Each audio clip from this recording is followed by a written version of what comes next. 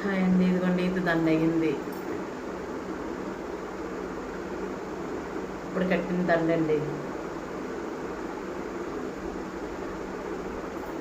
సరే, మనకి ఒకటి చూపిస్తానండి.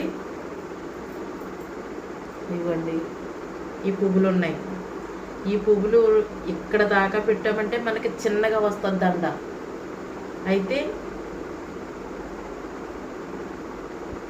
ఇవి బొట్టమోపుగా అంటే ఈ సుతకి బాగా దూరానికి పెట్టుకుంటే లావుగా వస్తుంది దండ.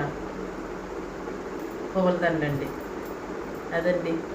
మీకు సన్నంగా రావాలన్నా ఒకేళ లావుగా రావాలన్నా నేను చెప్పినట్టుగా మీరు చేసినట్లయితే మీకు ఏ రీతిలో దండ కావాలో ఆ దండ మీరు మాల కట్టుకోవచ్చండి.